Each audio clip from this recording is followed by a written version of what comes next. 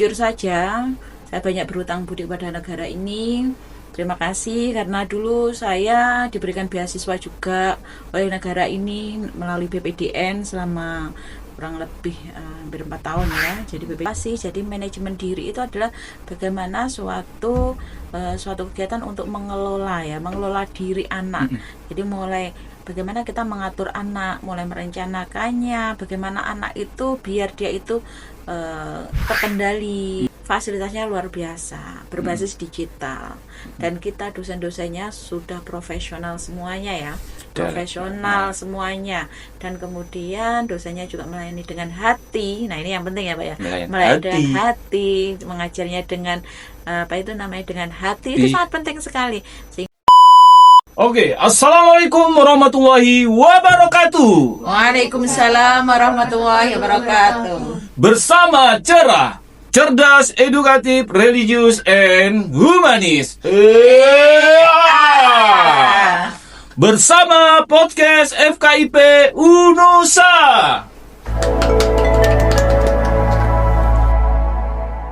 Perkenalkan, saya Cak Sunanto. Pada kesempatan kali ini, saya sangat senang bisa berbagi dalam podcast FKIP UNUSA.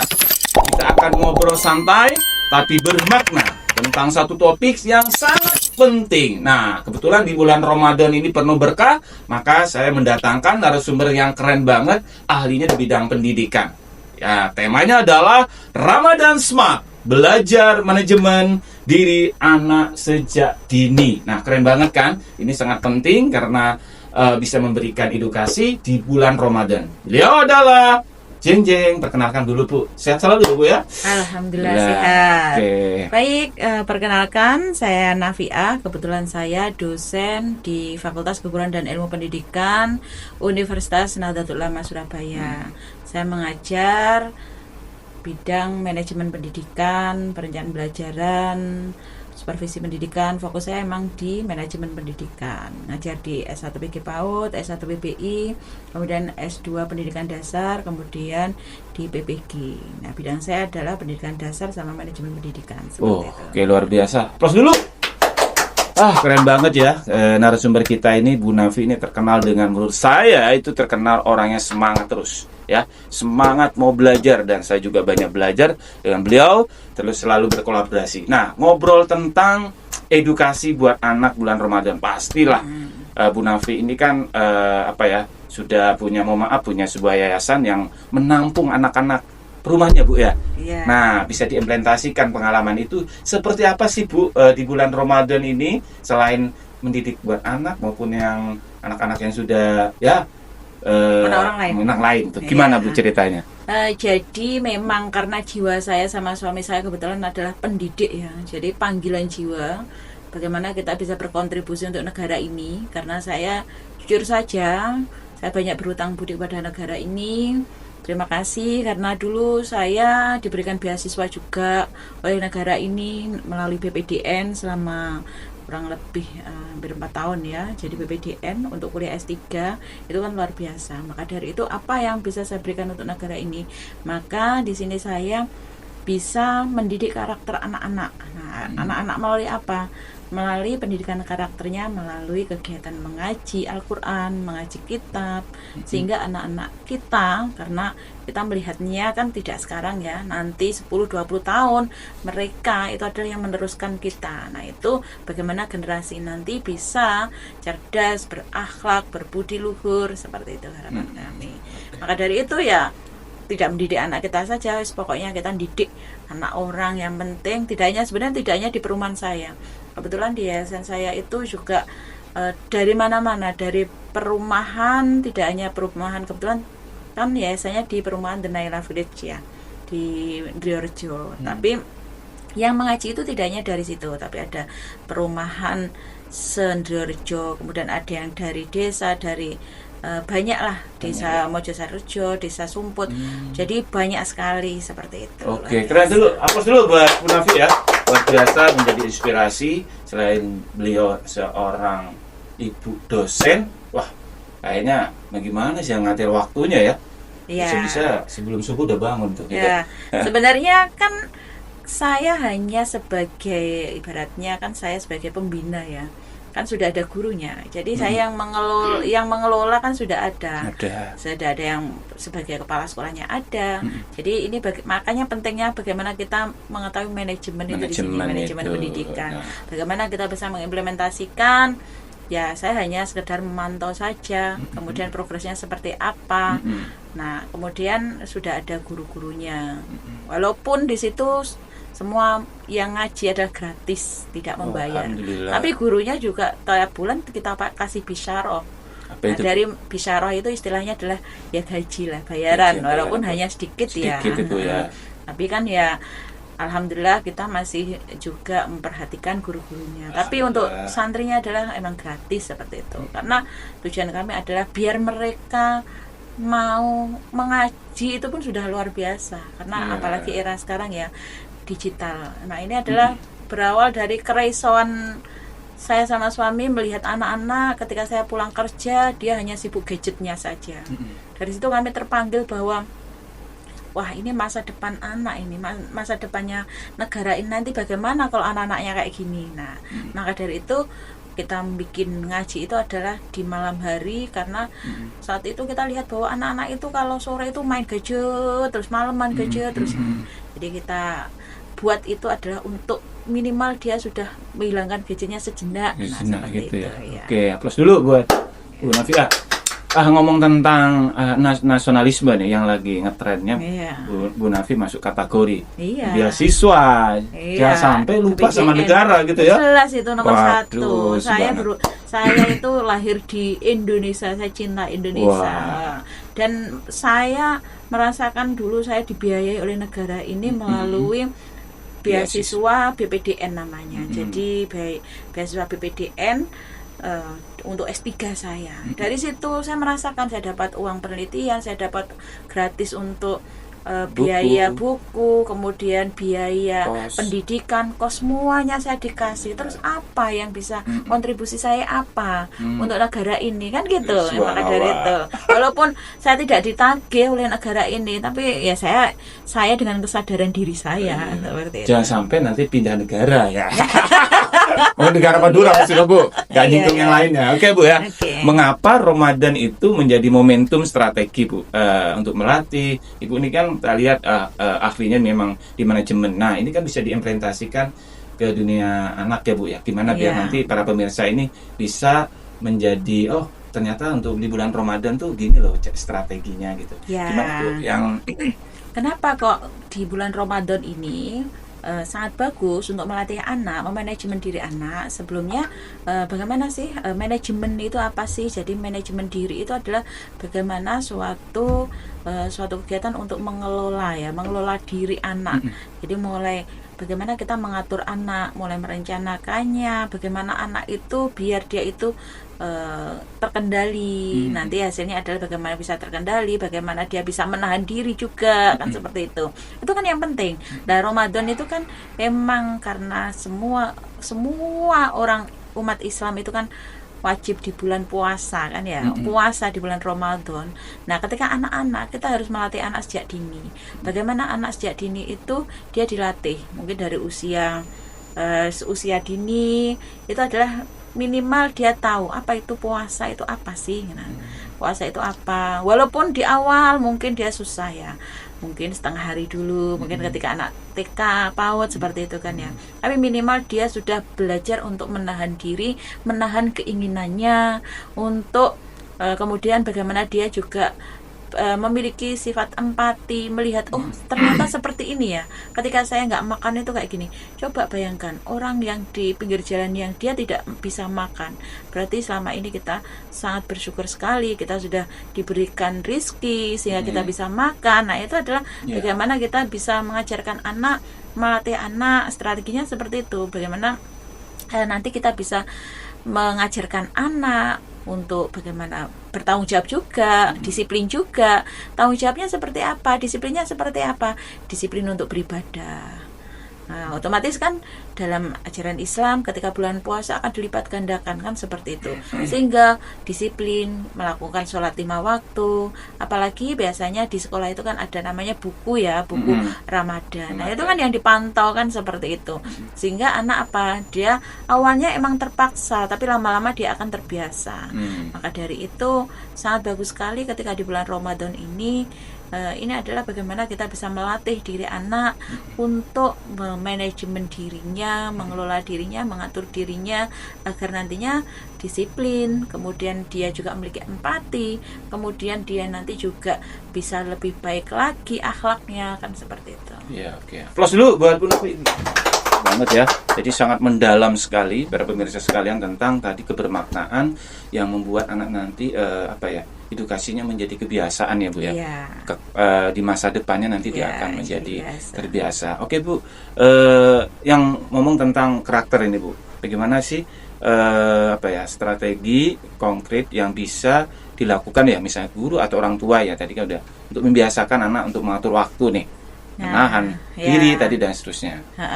Contohnya ketika waktu puasa misalnya anak dia sudah SD, kita latih untuk puasa sehari. Mungkin sebelumnya dia nggak kuat, dilatih dulu bagaimana kita latih setengah hari dulu, kemudian lama-lama 1 hari, terus kemudian berlatih bagaimana kita latih untuk strateginya adalah melatih untuk bagaimana dia bisa tepat waktu. Ketika sahur ya sahur, dibangunkan mau bangun kayak gitu. Kemudian waktu berbuka, waktu beribadah. Nah, dilatihnya adalah melalui seperti itu, bagaimana melatih pembiasaan-pembiasaan, kegiatan sahur, kegiatan berbuka puasa, kegiatan puasa, kemudian kegiatan bersedekah kayak gitu. Kegiatan untuk membayar zakat. Bagaimana diri kita itu harus dibersihkan. Ya, makanya kita harus dibersihkan dengan apa? Dengan zakat fitrah. Setiap tahun pasti kan kita ibaratnya zakat itu kan membersihkan diri ya. Kita kan ibaratnya kan punya ada kotoran-kotoran. Nah, kotoran itu cara membersihkannya seperti apa? Ya dibersihkannya dengan zakat fitrah tadi. Makanya kita ajarkan anak untuk bagaimana dia bayar zakat, sehingga nanti zakat ini untuk siapa? Ya, zakat ini nanti akan diberikan ke 8 asnaf tadi. Kita jelaskan ini fakir, miskin, seperti itu. Apa itu fakir? Apa itu miskin? Jadi kita ajak mereka untuk mengetahui, oh ternyata seperti itu, kita belajar untuk berbagi kayak gitu. Jadi strateginya kayak gitu, mengajarkannya melalui apa? Melalui modeling.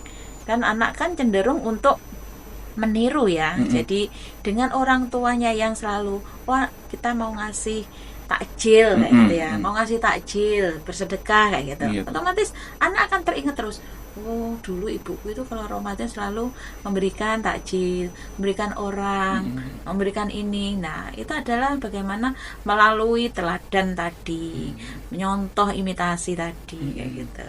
Oke, aplaus dulu buat Bu Novi. Ya, ngomong tentang edukasi untuk melatih di bulan Ramadan. Saya coba gitu Bu ya, mencoba itu misalnya anak saya yang satu SD kelas 4, yang satu SD kelas 1 kelas 4, yang satu kelas 1. Nah itu. Nah, tiap subuh kita bangunin untuk membangun kebiasaan. Gitu. Apakah seperti itu juga, Bu? Makan jadi kan sahur bareng gitu. Makan bareng, kemudian jadi ketika sahur jam 3 sudah kita bangunin. Walaupun itu ngantuk-ngantuknya anak atau apa. Nah, itu kan melatih kedisiplinan bagaimana dia bisa bangun pagi. Nah, nanti setelah bangun pagi bagaimana kita ajarkan anak ayo sholat jamaah seperti itu. Walaupun kadang mungkin kalau mau ke mushola, ke masjid jauh, mungkin jamaah di rumah seperti itu. Kan juga bisa kita ajarkan. Terus kita perbanyak pahala, bahwa kalau kita di bulan Ramadan kita banyak beribadah, membaca Al-Quran, nanti pahalanya akan dilipat gandakan. Nah, kita kasih pengetahuan-pengetahuan itu sehingga anak akan termotivasi seperti itu. Oke, ya. Jadi kalau menurut saya Bu Novi ini budaya dari keluarga sudah seperti itu ya Bu ya? Iya. Nah, dari hal yang terkecil gitu ya. Alhamdulillah. Nah, kalau ngomong tentang Bu ya, bagaimana tadi ada beberapa puasa sebagai kontrol itu anak ya, bagaimana nilai tersebut bisa diinternalisasikan dalam pembelajaran di sekolah dasar gitu misalnya nanti harapannya gimana Bu? Jadi kalau di dalam pembelajaran sekolah dasar, apalagi sekarang ini ya, jadi kita jangan hanya mengajarkan puasa adalah menahan diri dari knowledge ya, pengetahuan aja Bu ya. pengetahuan aja. Nah, kalau hanya knowledge saja itu nanti adalah pengetahuannya kan dangkal seperti itu. Iya, Bu. Tapi bagaimana anak itu bisa, bagaimana makanya pendekatan sekarang itu luar biasa. Ada namanya pendekatan deep learning itu kan luar biasa ya. Ada namanya meaningful learning, mindful learning, kemudian joyful learning. Nah, diawali kita harus pahamkan apa sih maknanya puasa itu apa. Nah, puasa itu apa sih? Jadi tidak hanya sekedar puasa adalah ini, tidak hanya sekedar itu, tapi puasa itu bagaimana sih puasa itu? Nah, bagaimana jika kita itu seperti ini ya? Kita kasih pertanyaan pancingan-pancingan itu, kemudian baru kita lihat, kita ajak dia observasi. Coba kamu perhatikan orang-orang seperti itu, dia tidak makan. Nah, bagaimana orang mereka itu tidak makan saja dia kuat. Nah, kayak gitu. Karena keterbatasan kita yang dikasih rezeki, kita harus bersyukur kita bisa makan. Seperti itu kan ya. Kemudian akan menunjukkan apa? Itu nanti akan mindful learning-nya. Jadi bagaimana mindful learning bahwa setelah tahu maknanya, kemudian dia akan timbul kesadaran dirinya, kesadaran diri untuk berpuasa, melakukan puasa, bahwa puasa itu emang benar-benar wajib, bukan karena apa itu namanya, tapi emang benar-benar kebutuhan. Jadi puasa itu tidak hanya kalau dari segi kesehatan ya, itu kan manfaatnya luar biasa ya. Iya, mucilin perut. Manfaatnya luar biasa kan gitu kan. Juga kalau dari kesehatan juga luar biasa. Jadi kita berikan bagaimana sih maknanya puasa itu, kemudian kita sadarkan anak-anak itu, kemudian bagaimana kita bisa melatih anak berpuasa itu tanpa menekan dia, tapi dia benar-benar sadar, kemudian akan timbul dari dirinya sendiri, kemudian nanti dia akan berpuasa dengan sendirinya otomatis gitu. Ya Bu ya. Jadi kalau integrasi di sekolah seperti apa ya, jangan hanya sekedar memberikan transfer of knowledge saja, tapi bagaimana kita bisa mengajarkan anak itu, memahamkan anak itu, menyadarkan anak itu, kemudian kita buat sesuatu puasa itu tidak yang seakan-akan itu adalah siksaan, tapi adalah bagaimana menyenangkan seperti itu. Iya. Dengan kita bilang bahwa pahalanya luar biasa, kita akan dilipat gandakan nantinya, kita akan seperti ini. Nah, anak kan pasti akan berlomba-lomba. Oke. Terus dulu buat Bu Novi, kalimat yang menarik menurut saya tadi, puasa itu adalah menyenangkan. Gitu ya. Iya. Jadi buat senang. Tapi ya memang pendekatan di perkembangan zaman ini ya anak-anak memang seperti itu ya Bu ya. Iya. Kalau dikasarin gak masuk, malah jangan dikasarin berontak. Anak itu, berontak anak gitu. Dikasarin dia akan berontak. Jadi anak itu cenderung, kalau apalagi anak-anak sekarang Iya, betul ya Bu. Oh, dia itu nggak bisa dikasarin. Betul, jadi kita Bu. harus menyadarkan apa sih sebenarnya ini maknanya apa sih. Jangan hanya sekedar ya kita kasih tahu permukaannya puasa adalah ini tidak, tapi apa sih maknanya di balik puasa itu, apa yang terkandung, apa manfaatnya. Nah itu apalagi diajak dongeng-dongeng tentang puasa gitu ya. Terus kemudian nanti menyadarkan diri dulu. Setelah sadar baru dia akan melakukan dengan senang. Nah, Oke Bu, kemudian ini Bu, terakhir ya Bu ya, jika manajemen diri sudah ditanamkan nih kan sejak dini melalui momen Ramadan, dampak jangka panjang seperti apa ini yang bisa diharapkan pada perkembangan anak di masa depan gitu ya? Ya, anak akan cenderung lebih dia bisa mengontrol diri, emosinya, terutama ya, karena di dalam dan di puasa itu kan benar-benar emang anak dilatih ya. Makanya kita perlu manajemen diri itu apa? Dia mau marah, ingat puasa, jangan marah. Ayo, puasa itu nggak boleh marah kan, kayak gitu ya. Ayo ingat puasa. Kalau puasa berarti ayo kita harus kita harus menghindari marah. Akhirnya mau marah kan nggak jadi. Nah, jangka panjangnya apa? Dia bisa mengontrol diri, emosinya, sehingga tidak mudah anak itu marah-marah. Apalagi anak sekarang kan karena dia sukanya gadget apa-apa gitu kan, ya sukanya emosi kayak gitu kan. Nah, itu bagaimana anak nanti bisa mengontrol diri, dia tidak marah. Kemudian juga dari segi dia juga memiliki rasa empati ke orang lain. Ketika dia ibaratnya hidupnya enak, dia akan pandai bersyukur. Coba lihat yang lainnya itu, dia nggak bisa makan, dia nggak bisa punya apa-apa, kamu harus bersyukur kan. Akhirnya empatinya ada untuk memberikan sedekah, untuk memberikan infak kan, kayak gitu. Melihat orang lain yang susah itu kan akhirnya dia akan terpanggil kayak gitu. Kemudian juga kesehatan kan, dari segi kesehatan kan juga baik juga kan untuk berpuasa itu. Jadi sebenarnya kalau kita memanajemen diri mulai dari sejak dini, jangka panjangnya apa, yaitu tadi manfaatnya luar biasa bagi anak-anak tersebut. Oke, Ya. close dulu baru. Jadi kalau saya lihat tadi benar-benar manajemen diri ya. Jadi membentuk sejak dini mungkin ya Bu ya. Iya, mengelola Kalau mungkin masih diri. ingat sejak kita di desa ya Bu ya. Iya. Harus bangun subuh dan Iya. itu agak berat sih Bu Sampai awalnya. sekarang kan akhirnya teringat. Iya Pak, ya? teringat betul Bu. Saya sampai sekarang teringat. Sama, Jadi Bu. dulu ketika saya Jam kecil 3 gitu ya, bangun. kecil itu jam 3 nanti dibangunkan. Ayo sahur. Setelah sahur nanti sholat subuh. Setelah sholat subuh kan jalan-jalan Pak ya. Iya. Jalan Ya. kayak gitu. Zaman dulu itu ya wis ikut orang-orang jalan olahraga. Ternyata manfaatnya kan sekarang. Iya ini. betul Bu. Ya, manfaatnya Apalagi sampai kalau sekarang. sudah Bu ada yang tadarusan itu Iya, sampai jam 10 sampai terus malam. sistematiknya gitu. Iya, iya. Oke ya. Luar biasa ya Bu Nafi. Mungkin ada pesan Bu ya bagaimana untuk terus hanya bukan di momenten Ramadan aja bisa Iya. berkelanjutan gitu Bu. Gimana Iya. ini? Ya, Bisa. bagaimana kita belajar mendidik anak, mungkin ini pesan-pesan dikit untuk di orang tua ya, yang punya orang tua ya, mungkin atau mungkin sahabat, teman semuanya. Nah, pengen belajar bagaimana bisa memanajemen seperti itu ya, manajemen nggak hanya anak, bagaimana kita mendidik anak usia dini, mendidik anak usia sekolah dasar. Kemudian kalau kita mau pengen belajar untuk bagaimana anak bisa bahasa Inggris atau seperti apa, nah ini adalah bisa di Universitas Nahdlatul Ulama Surabaya.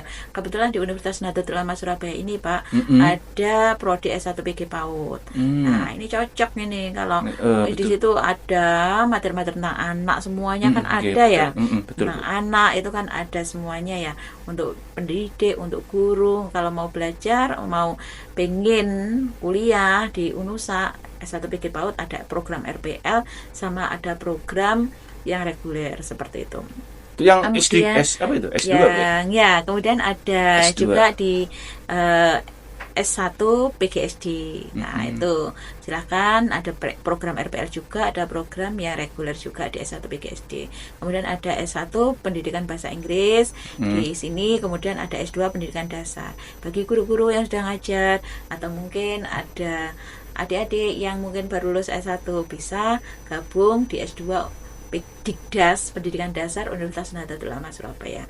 Nah, di sini fasilitasnya luar biasa, berbasis digital, dan kita dosen-dosennya sudah profesional semuanya ya, profesional semuanya, dan kemudian dosennya juga melayani dengan hati. Nah ini yang penting ya Pak ya, melayani dengan hati, mengajarnya dengan dengan hati itu sangat penting sekali.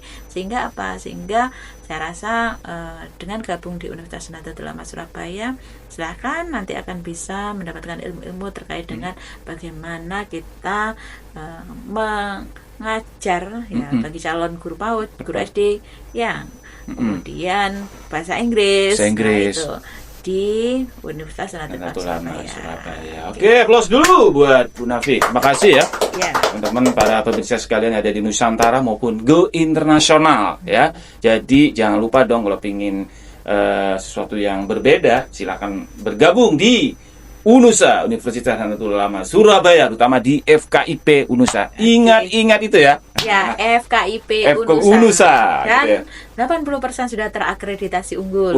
S1 semua. PG PAUD sudah unggul, S1 PG SD sudah unggul, pendidikan profesi guru sudah unggul, kemudian S1 PBI juga sudah unggul. Oke. Rugi dong kalau tidak bergabung di FKIP UNUSA. Aplaus dulu. Oke. Terima kasih sudah mendengarkan obrolan kita bersama Bu Dr. Nafia yang banyak hal yang kita dapat edukasinya tentang manajemen, mengatur anak sedini mungkin di momentumnya kebetulan di bulan Ramadan. Ini sangat bermanfaat, bisa diteruskan jangka panjang gitu ya. Semoga kita menjadi bermanfaat buat ya. Plan-plannya Pak ya. Plan-plannya gitu. Oke. Ini menjadi inspirasi. Jangan lupa untuk like dan subscribe dan tinggalkan komen ya supaya kita bisa terus menghadirkan konten menarik lainnya. Sampai jumpa di episode berikutnya. Salam semangat untuk kita semuanya. Aplaus buat kita semua. Assalamualaikum warahmatullahi wabarakatuh. Waalaikumsalam warahmatullahi wabarakatuh.